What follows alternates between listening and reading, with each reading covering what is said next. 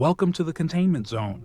Today's anomaly is not a creature, not a threat, not even alive, but it waits, it ticks, it calculates, and it changes everything you give it, not with malice, not with hunger, with exactitude. This is SCP-914-. The Clockworks, a machine that does not breathe, but understands form, a device that consumes objects and gives back something new, something better or worse or no longer possible. It was found in a sealed sub-basement of a long-forgotten German research compound. No blueprints, no power source. And yet, the gears moved, without pause, without sound. Only a brass placard affixed to its front. Forward always. SCP-914 stands nearly 3 meters tall and 5 meters wide. A mass of polished brass gears, steel cogs, and silver piping, intricately fused together in an architecture that should not function, yet does. At its core are 2 chambers, side by side, each large enough to fit a grown adult. The left is marked Input, the right, Output. Between them, a single dial. 5 options. Rough, coarse. 1-to-1, fine, very fine. No instructions, no interface. Just a mechanical selector and the implied challenge. Choose. There are no visible sensors, no electronics, no fuel source. And yet, when the dial is turned, the machine activates. Gears grind, but not with force, with elegance. The machine hums as if considering. The brass plates shift with the patience of centuries. The doors lock with a chime, no harsher than a grandfather clock's sigh. Then silence, until the door to the output chamber opens, and what was placed inside is now something else. Wood becomes marble, copper becomes platinum. A broken watch returns functioning, but counting time in Fibonacci intervals. Once, a D-class placed a blank sheet of paper on Fine. It returned with text. A full novella, handwritten in fluid German. The Foundation still hasn't found the language's source, because it's not exactly German. It's something between. The machine does not repair, it refines. But the refinement is not predictable. It is interpretive, intuitive, and the further you push the dial, the stranger the product becomes. The Foundation wasted no time. Every object imaginable was tested through SCP-914. Weapons, textiles, biomatter, electronics, liquids, each placed inside the input chamber, each passed through with a different setting. Each return changed, sometimes subtly, sometimes violently. A pencil on rough came back split and splintered. On coarse, it returned sharpened, but carved in a way no tool could replicate. On 1-to-1, it emerged seemingly untouched.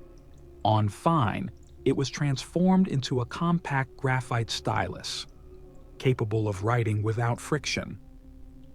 On very fine, the pencil became a spiral of carbon and oak that wrote not in letters, but in shapes resembling thoughts.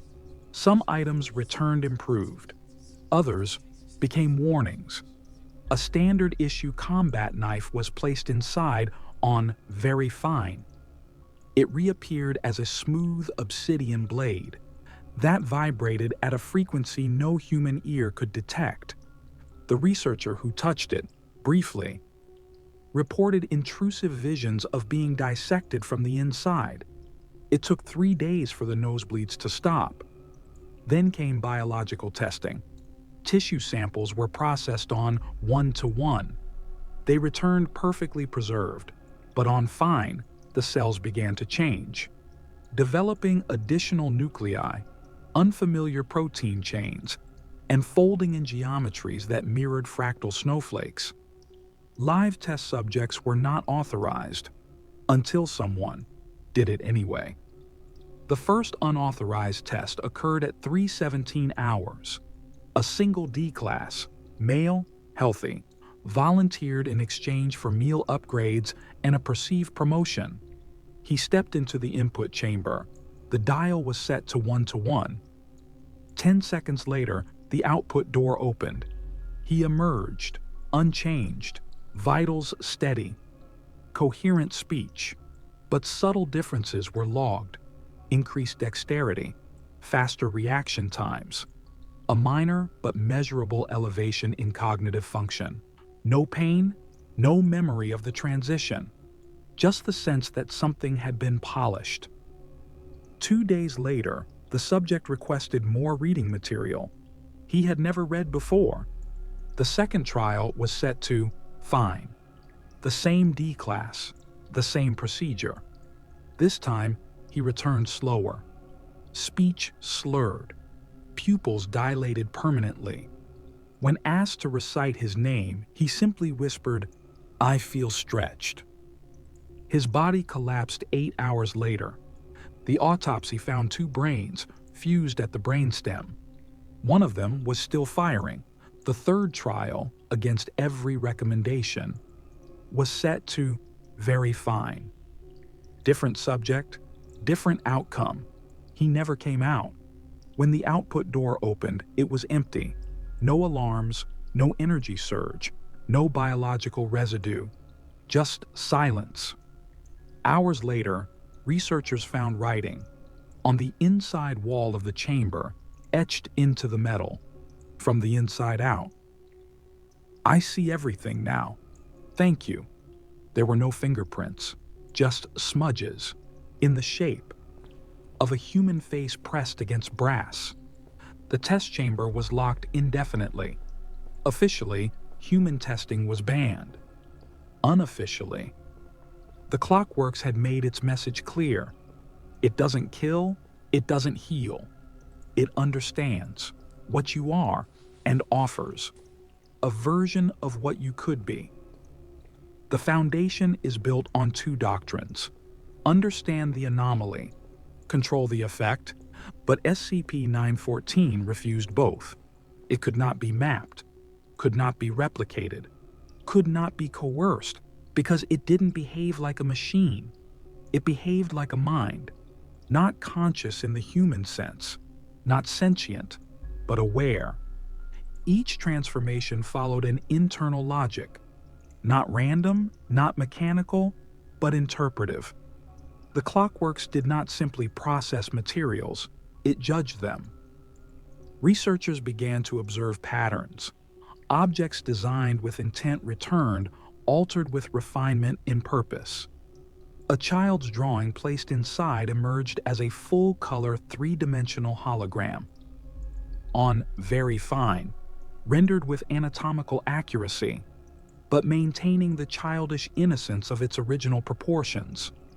But when a weapon was placed inside, a modified handgun with cruel aesthetic additions, it returned as a sealed block of metal, useless, cold, rejected. It was as if the machine could see past construction, into motivation. A series of philosophical papers were drafted internally. Is SCP-914 a reflection of intent? Does the Clockworks interpret purpose as design? Is this machine repairing the soul or just reacting to the noise it makes? But the most cited theory was this: SCP-914 does not refine objects, it refines meaning. And in that context, every setting becomes a kind of mirror. Rough tears away illusion, coarse reshapes, 1-to-1 offers judgment, fine sharpens the idea, very fine transcends it. Which means the dial is not a tool, it's a question, and the item you place inside is your answer. Despite standing orders, experimentation with SCP-914 continued.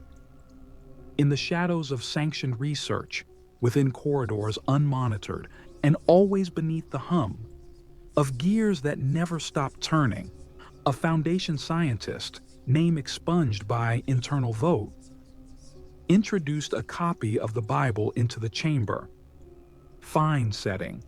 The result, a single page, hand-bound in velvet, containing a parable not found in any known scripture.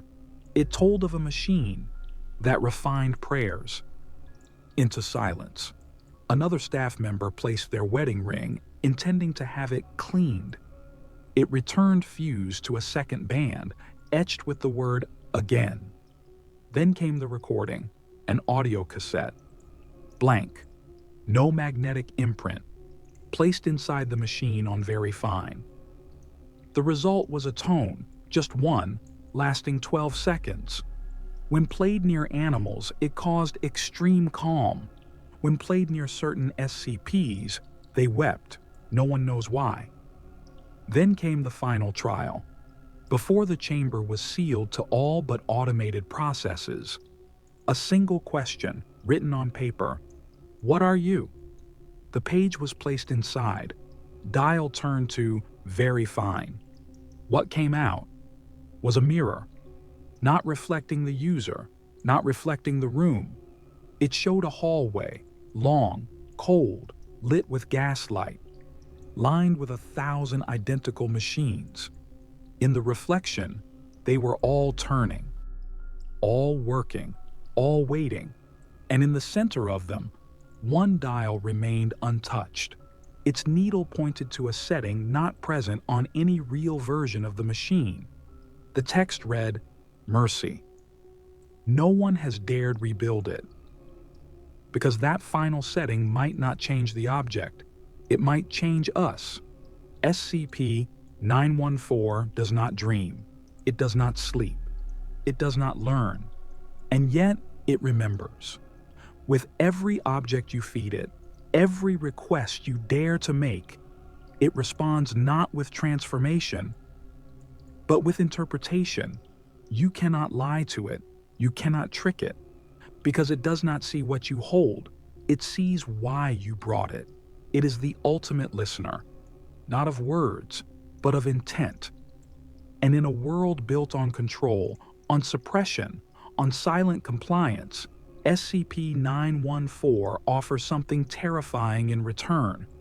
Honesty, raw, mechanical, beautifully indifferent. A mirror for those who believe their choices are pure and leave with their illusions broken down into polished shards. Because the Clockworks does not punish, it does not reward, it does not serve, it simply refines. And in that refinement, we see what we really are, stripped of noise, of excuses, of masks.